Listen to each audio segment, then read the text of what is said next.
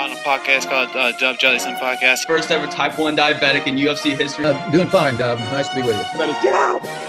He's like, my tunnel vision and my periphery, I'm like all field. Hey, you know how it is, though. Hey, when your team. I don't remember that. That's crazy. What's up, everyone? We're back with another episode of the Jellison Podcast. Today, we have a very special guest joining me all the way from Tokyo, Samson Colebrooke. Samson, how are you? I'm doing good, man. How are you? I'm doing great. Thank you so much for taking the time to come on. I know it's a little early there for you. You got your coffee and everything, but what's it like being over there in Tokyo and in the middle of the Olympic Village? Man, it is awesome.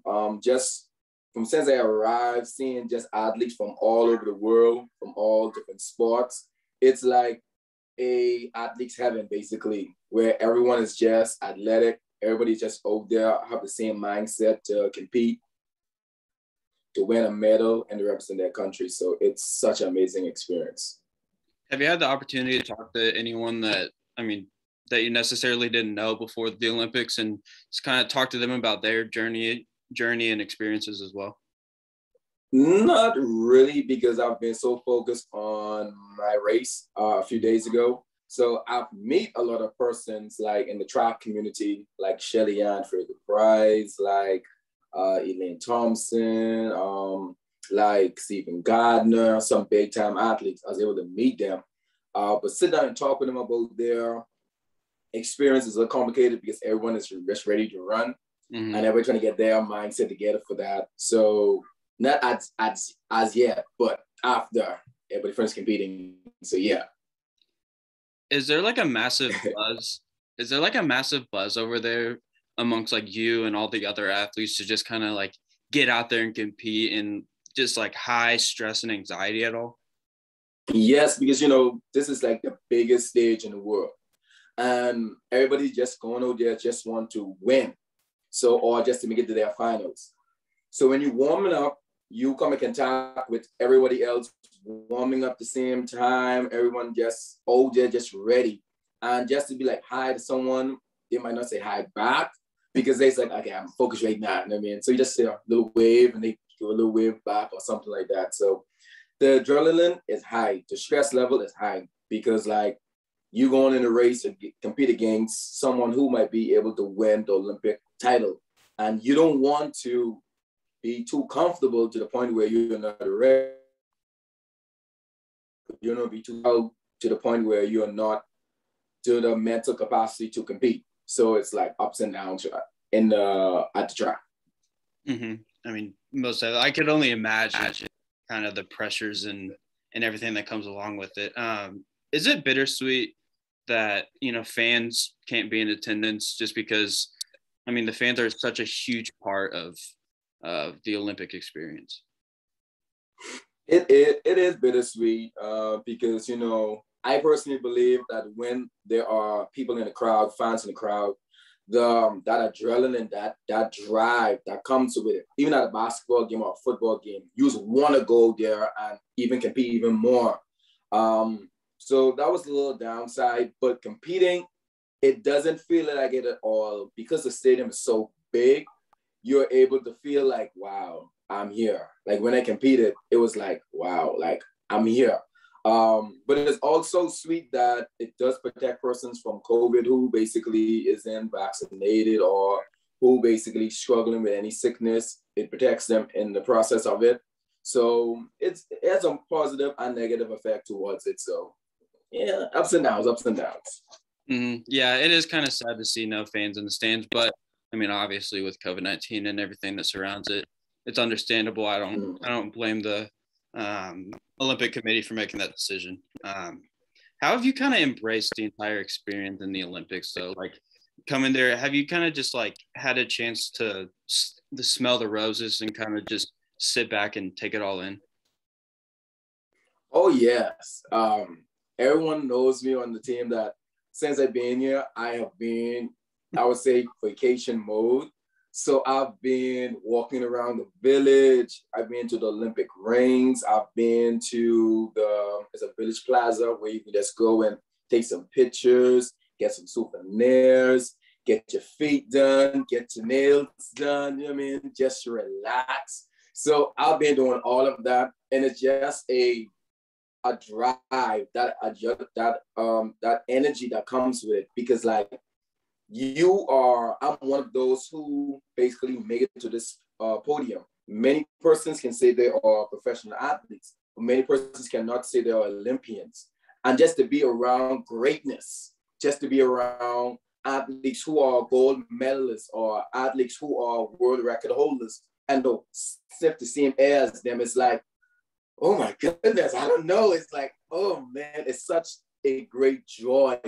And it's just, like I say, it's just a privilege. It's like, honestly, it's like a different climate. It's different. It's literally different around here. I don't believe he's there, but like, what would you have done if you had seen Usain Bolt, like, especially if you were competing in the same heat as him and you look over and there's Usain Bolt? I haven't really thought about that. But. Well, before the race, you know what I mean? If me and him in the same heat, before the race, I would be like, good job. I mean, how I normally do. While I racing him, I would not focus on him because I gotta beat him. Because if he get out there and ahead of me, I know that race is gonna be fast. So I just gotta go with him because you know Usain Bolt is to go. Then after the race, I will be like a cheerleader. Usain Bolt, how you doing? Something like that. Because you know it's Bolt. I mean, I don't care what no one say. Bolt is one of the greatest athletes that's ever walked this earth. And to be in a race with him, to run against him, is like a privilege that many persons do not have a chance to do. So I would say, man, I would go there and run my back off just to beat him because you know that would be a great privilege. But I mean, it would be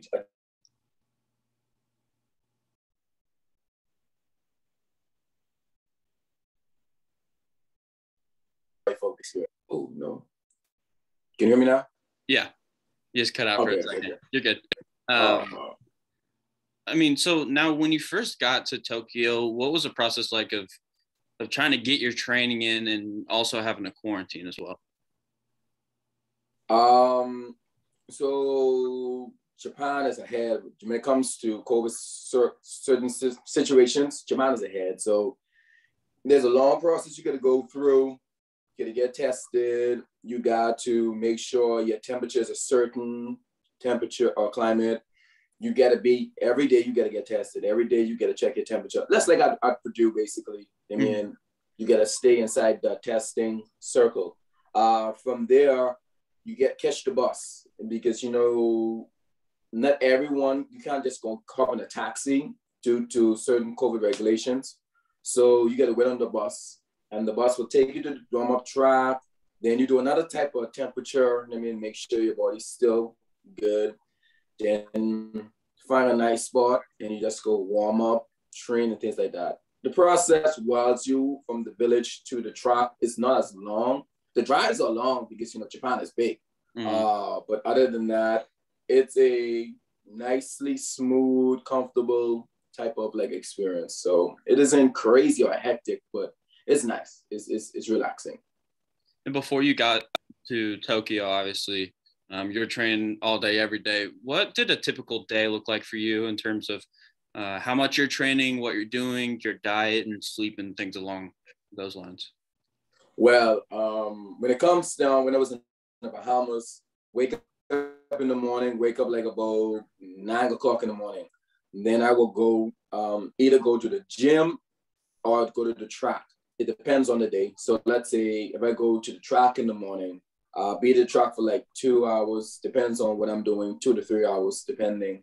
Then from there, drink some water, then hop in my vehicle, then drive to the gym and work out there for like a next hour or so. Then from there, go and get some rehab, some training, get my legs massage out, flush out, get some stretching in. Then from there, eat some nice Bahamian food, then go home and sleep. I mean, that basically was my cycle for the last, like, before I came to Tokyo for the last 2 weeks, just doing that same routine. Sometimes it gets so accustomed that it was like normal to the point where I was like, okay, I didn't know what to do, back to back to back to back. And when something tried to hinder that, it threw everything off, but I had to still keep the loop going. So yeah, that's how it was. I don't know a whole lot about the Bahamas, but like, I mean, you talked about their amazing food. What are some of like the most well-known dishes from the Bahamas? So it depends on where you are. We get the fire engine, which is corned beef and rice. Many persons might be like, not the hard corned beef, but it's like the smushy in the can corned beef with some white rice and pear, avocado. I think we will call it avocado. Then you will have South chicken. It's like a soupy type of thing with some chicken or some pig feet or some lamb chop or some stew fish. You burn it with the flour and some water, do it like that. Or you have some conch salad or some crab conch. Then you get the fishes, like snappers and some groupers, fried snapper, fried grouper, steam. Oh man, get me hungry now. And you get baked macaroni. We bake our macaroni different from how many different countries bake it. So yeah, it's like that. It's delicious. And our peas and rice. So yeah. So it's just different, but yeah.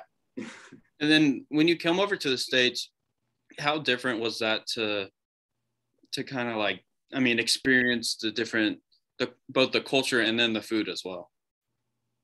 When I first came to the States, I was in Kansas for 2 years at a community college. And there I was in the center of the United States, the center of Kansas.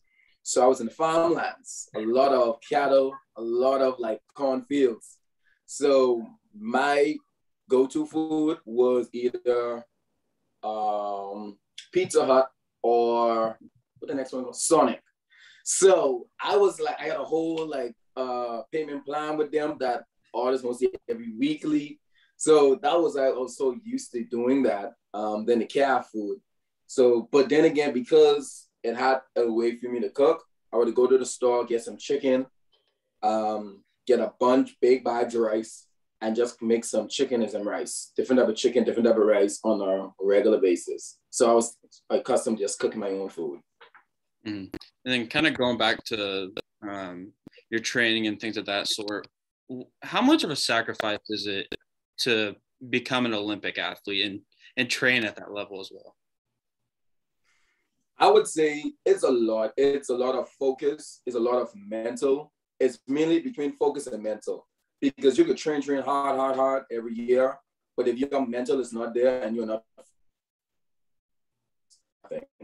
because the same level of competition you will have on the court or have on the track, it might be the same thing, but depends on the athletes. It may be 2 notches more higher. So now you get a step of your game 2 notches more higher. You get to not just do any block starts. Your block starts got to be perfect. Your stride pattern got to be perfect. I was talking to my coach after my race, and he was like, yes, I stumbled over the blocks. He said, in college or at a lower level, I might stumble and basically get back in the race. But because I'm at a high level, I have to be perfect. Everything got to be perfect. Because if you give that other athlete a little notch or a little bit of a headwind, you got to work even more harder just to make that finals or just to make the semis or just to win. Because like athletes will take everything they can to their advantage just to win. So you have to work hard. You have to be mentally focused. You have to be physically prepared to go there and compete. And like I was telling a few athletes before, the competition level is not different, but it's just at a higher level. You run against the same individuals. You run against the same people you run in high school or who you run in college, because NCAA is where all the big athletes are. But when you go to Olympics, imagine those athletes with record holders and with world champions. Now you just get a compile again and just go there and be a dog, be aggressive, just get it. So that's how, yeah. I mean, like, just kind of thinking about it from a fan's perspective, it's absolutely insane how much pressure you guys are under in that one moment when you guys are competing. Like you mentioned, one slip up, and that could be the difference in fulfilling a lifelong dream of becoming a gold medalist or not placing at all, you know? So, I mean, how hard is that to kind of balance in your head, knowing that, hey, I got a lot of pressure on me. I need to be perfect in this run right here? And that's when the mental come in, because the pressure is there, because you're representing not just you no more or your coaches or your school, you're representing your country. Mm-hmm. That pressure alone is very, very, very overbearing. And when I was preparing for my races, I try my best not to think about it so much. It's just to see that my family is watching me, just to see that my country is watching me, and just to see that all my friends and family is watching. I don't want to slip up. I don't want to mess up, because I know if I mess up, they may feel like I failed them. But then again, you got to realize that, yes, you are carrying those burdens, but you also got to remember that you are human, and you cannot let all of that just have the best of you. But just go there and do your best. And a lot of our country and our families just want us to do our best. So when I did that, I was happy. You know what I mean? Even though I did not make the semis or the finals or run how I wanted to run, but because I gave it my all, I was happy. My country was happy, and the burden was lifted. You know what I mean? I had to stay away from a lot of conversations, because like sometimes certain conversations, like, yes, I know I got to do this. I know the Bahamas is watching me, but I don't want to think about this before the race. You know what I mean? But it's been good. That right there, you got to keep that under control and all that stuff. I mean, recently there's been a lot of talk about this whole Simone Biles situation. I'm sure you're familiar with it to an extent. I mean, what are your thoughts on that? Like, if your teammate had done that or needed to take a break and drop out, how would you react? My thing is, you have to represent yourself and you have to represent your country. But the most important thing is you got to be in the mental state you need to be in to compete. And that's on every level. That's when it comes to working on the track or even corporate America, no matter what. You need the mental capacity to do it. And if you don't have that, no matter what you do, no matter how much effort you put forward, you will not give out your best. And you can end up hurting yourself in the process. If you are not mentally controlled, it don't make no sense you going out there and doing something. That's my view. Many times where I was not mentally prepared to practice. And when I started to practice, from me running about 25 seconds in tempo 200s, I ended up running 35 seconds, almost 40 seconds. My coach was like, no, it don't make no sense. You trying to push yourself and you're not mentally there.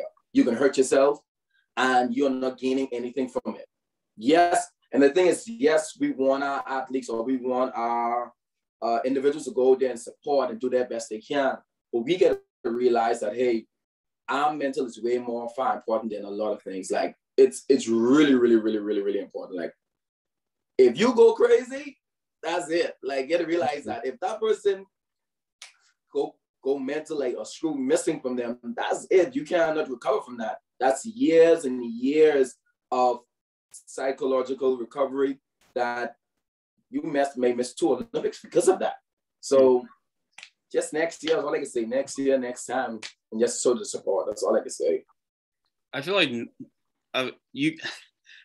this is going to sound weird to say, but I feel like normal people like me compared to you, I mean, we can't even grasp the amount of pressure and time and preparation and everything that goes into being an Olympian and being at the Olympic Games. Do you think that's why so many people have kind of criticized her, just because they don't have any clue about what all goes into it? Yeah, I would say yes. And also everybody wants to win. Everybody wants that winning mentality. I mean, and I can't blame persons for it. Everybody wants to win. Everybody wants their country to be the best. But also, in order to be the best, we got to realize that it takes us as even like non-athletes, non-competitors, non-athletes, even athletes, just to think about the other person. I mean, just think about what they're going through, because we don't know what that individual is going through behind the scenes. We only can see what we could see. We don't know the times when I was crying because of like, yo, this is Olympics. I feel like I wasn't prepared. Like the times when other athletes was like getting ready to quit or give up because of what they went through. We don't know, but we just gotta like come out of our shoes and just look at other athletes. I mean, like, look at every athlete. Look at Bolt when he hurt himself. I mean, because I know it was hurt for him, but yet he was still able to go there and try his best. I mean, all us athletes, we go through a lot. It's nothing like having support staff, a support system, just to help us, just to keep us going. You know what I mean? So I can't blame no one for their personal opinions, but it always comes down to taking ourselves coming out of our shoes and walking their shoes for a day to realize what they really go through. Because the things that goes on behind the cameras, it's a lot. It's a lot. Yeah, I couldn't agree more. But getting back to you, even though the result kind of wasn't what you wanted, obviously, how special is it to know that all your hard work has paid off and now you're finally like officially an Olympian? It's a dream come through. Dream come through. Because like when I walk out, let me tell my experience when I first walked out. The first heat ran by, I was in the back, just saying, okay, I'm ready. And when I walked out, I almost like blacked out because like the lights was on me and I could see the track and I could see the stands and I could see the cameras on me. And I was like, oh my goodness, I messed up my block start a couple times because I was so nervous that, I'm actually here. And like the 5 years of preparing from when I first got into college to now, it has been a journey. And to see that I made it to this platform, oh man, it just was like everything I worked towards is like come through true. But I had to realize that, hey, this is only the beginning. I don't want to live in that success. I don't want to live in this one-time moment. There are more Olympics I got to make. There are more championships I got to go to. There's more. So now I got to run that race. I didn't do my best, but run that race, get my mental back where it needs to be, get my body where it needs to be, and just prepare to go there and compete. That's where it all boils down to. I was thinking about this when I was, especially when I'm watching the track people run, when they're going like right before the race starts and they're going from person to person. And I mean, like outside, you guys are like smiling and like giving a little hey, and then inside, I can only imagine what you guys are thinking when that camera's on you. Oh man, because like in my race was my heat was the fastest heat going in. I think it was the fastest heat going in. And the see that you get the Nigerian champion on the side of me, then you get American champion on the side, then you get the Swiss champion on the side of me. Then I see all the champions on the side from different countries. I'm like, okay, man, I gotta go there and I gotta run now. Oh man. And sometimes because I was so focused on that, it messed up my steps. Because I was so focused on just getting it, that I was impatient. I wasn't relaxed. And when the camera gone on me, I smiled because I was like, I can't really see what I'm really going through. The mental was going on. So I just had to do a quick smile. But it was crazy. It was fun. It was excited. The light was on me the whole time. I feel like I was in front. But it was crazy. Man, it was awesome. It was awesome. I mean, we know, like you mentioned, your journey is far from over. I mean, next time around at the Olympics, you're going to be there. But how do you look back on just your whole journey in track and getting to this point? So I started track in 2000, long ago, since I was in primary school, elementary school. My main goal was just to go to be an Olympian. I didn't know nothing but no world champs. I didn't know nothing but no college. It was just to be an Olympian. And each year I just trained towards it. I didn't know how to get towards it, but if I keep running, I'm gonna get that point. When I graduated out of high school and went to college, I just wanted to really improve myself. I really want to go there and train with the best and be with the best. And through my whole college career, it has been so much ups and downs, from mental breakdowns to injuries to just wanted to give up on track because I was so tired. But just holding on for my dream, holding on to that dream that I thought was just impossible for it to come to life. That fairy tale I thought was a fairy tale to be actually reality. It just was not just a dream come true, but like it gave me hope. It gave me a hope that, hey, all is not lost, all is not over. Even though I might not go there and did my I did my best, but not going out there and actually be the best. It gave me hope that, hey, one day I will make it to the podium. One day I will be a gold medalist at the Olympic Games. One day I will let everyone knows that if a young boy, Ole Exuma, who basically had nothing, now is an Olympian, a gold medalist, you can do it. No matter who you are, no matter where you come from, no matter your lifestyle, you can be great. You could be an Olympian in your own arena, in your own circle. So just give me hope just to keep pushing and keep going on.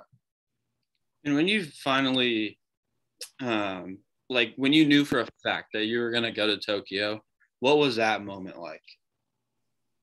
It wasn't, to be honest with you, when I just found out I was going, it was like, okay, I'm going to Tokyo. It did not hit me until I reached into the village and I started to drive, because the village had a village set up. They have all the buildings with the country's flag on it. And I'm driving to the village and I see China, Nigeria, Bermuda, Tokyo, Japan. And I seen all these athletes, all these flags. And I see the Bahamas flag and I'm like, yo, I'm here. I'm ready. I'm ready. From since I was ready to run, I just was ready. It just was full of joy. It just was excitement, and I just was happy. That's all I can say. I just was happy, and just I must cry. I must cry because I was like, I'm here, but I just was happy. That's all I can say. I was happy. Hey, that's understandable. You've mentioned, I mean, throughout this interview, your home country of the Bahamas. What does it mean to you to be able to represent your country, your people, your flag? It's to be first. I've been running a young athlete running like Ocarifta Games and North America, Central America Games and World Juniors for like in my high school days. Mm-hmm. But to put on the black, gold, and Marine to go on a big stage like this, to represent not just the Bahamas, but to represent my island, Exuma, and to represent my area, Yellow Weller.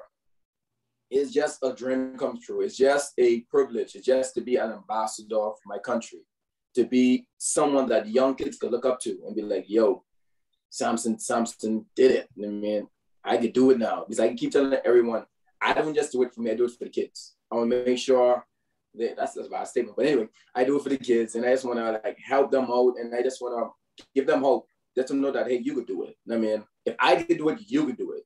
Because many persons message me on Facebook and Instagram saying, you give me hope. You show me that I can do it. And I say, keep pushing, keep working hard, be bigger and better than me. I only paving the way for you to come up and be great. That's all I'm doing. What is the support like from home, not only for you, but the other Bahamas athletes as well? Like, I know in the United States, everybody's watching the Olympics. Did those people back home, do they just rally around you guys? Yes, because like I'm from a small island of Exuma, and the Exuma, like I was well known in high school. So when everybody found out I was going to the Olympics, I mean, it was like a party. Like everyone is ready. Everybody was excited. It was like Samson Colebrooke from Exuma, Bahamas. You know what I mean? To know that I'm from Exuma and I'm from Yellow Weller. Everyone was excited. Everybody is just ready to watch me run. And it just was like, yo, let's get it. Let's do it. You know what I mean? So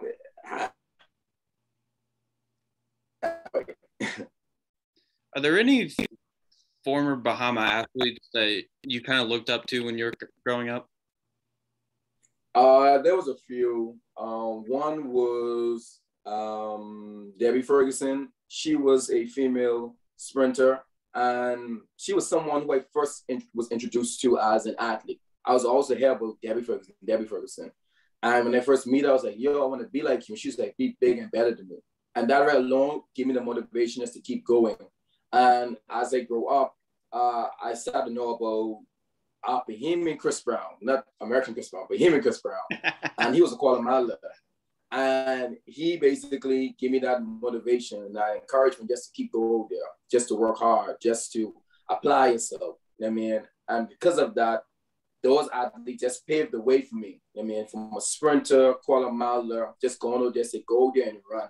When you represent your country, when you put on that colors, you represent not just you represent your country. So go there, enjoy the experience, and just be great. And that motivated me, encouraged me just to keep going. And I know we're getting close here on time, but obviously both you and I are Boilermakers. So how do you look back on your time at Purdue and kind of through that journey? I would say Purdue has been, many persons ask me this, how do you think about Purdue? Purdue, give me the words. It was not just an experience, but it was something that I would take with me everywhere I go. I love being at Purdue. Purdue was so exciting. From the teachers like my Hebrew teacher, Mr. Robinson, to my not biology, anatomy, anthropology teacher, to my advisor, and the liberal arts department in general. It was such an experience with the athletic staff as well. Man, what I mean, like, if you're not a Boilermaker and listening to this, Purdue is where it's at. Like, the support staff that was there. Because once they know that, hey, you're an athlete, and they see you're working in class. Because, you know, some athletes, sometimes we just go to class and say, oh, we're an athlete. We are obligated for teachers them to do this and do that for us. I would say Purdue teachers are willing to help you. They're willing to say, okay, if you don't understand this, come to my hours. Let me break down what you don't understand.